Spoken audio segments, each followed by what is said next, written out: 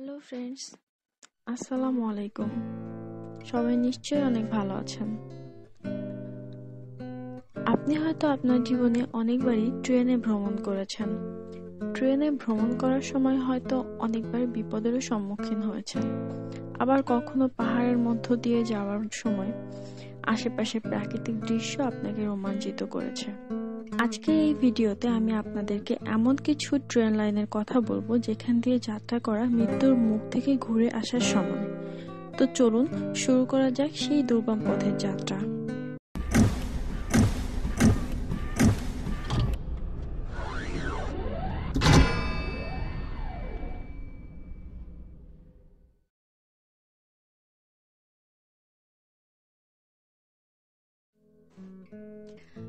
চংগিং rail, China.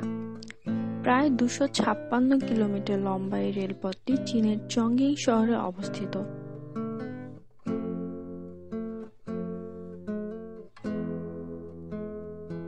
জনবহুল এই শহরটিতে বসবাস করে প্রায় 49 মিলিয়ন মানুষ।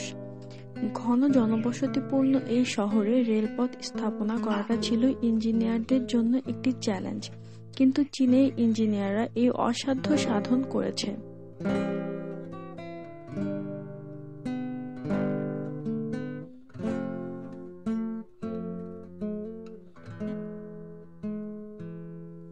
চংগিং শহরে প্রায় 19 তলার উপর দিয়ে ছুটে চলেছে এই রেলপথ।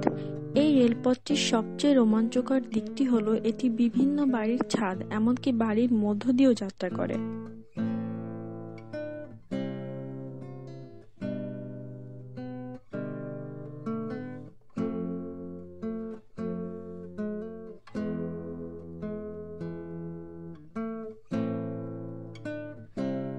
ট্রেনে লাস নিউবস, আর্জেন্টিনা। এই রেলপথটিকে ট্রেন অফ ক্লাউডও বলা হয়ে থাকে। এন্ডিজ পর্বতমালা দিয়ে যাওয়া এই রেলপথটি উত্তর পশ্চিম আর্জেন্টিনা হয়ে চীন পর্যন্ত বিস্তৃত।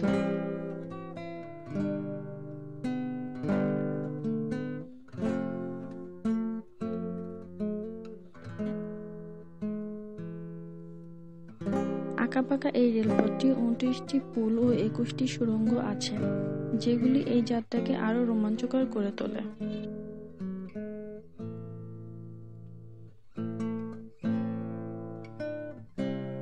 মাটি থেকে 4220 মিটার উপরে এই রেলপথটি তৈরি করা ইঞ্জিনিয়ার ও শ্রমিকদের পক্ষে ছিল অত্যন্ত কঠিন। 27 বছর ধরে কঠোর পরিশ্রমের পর এই রেলপথটি 1948 সালে সম্পন্ন হয়েছে।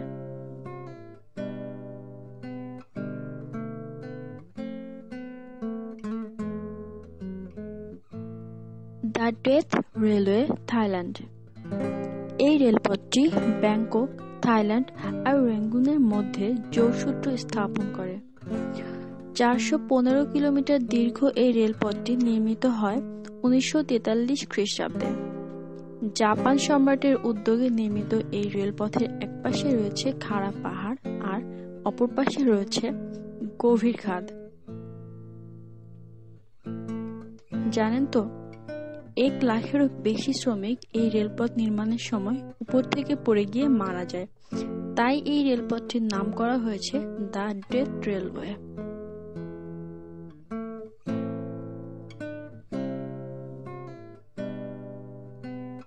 মেকলং রেলওয়ে, থাইল্যান্ড। এটি 67 কিলোমিটার লম্বা। এই রেলপথটির বিশেষত্ব হলো এই রেলপথের দুপাশে বাজার বসে।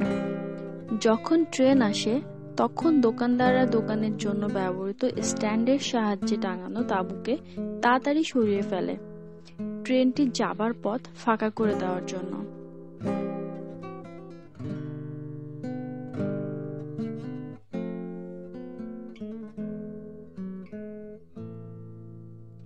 তবে এই স্থান দিয়ে ট্রেন যাবার সময় খুবই ধীর গতিতে যায়, যেন কারো কোনো ক্ষতি না হয়।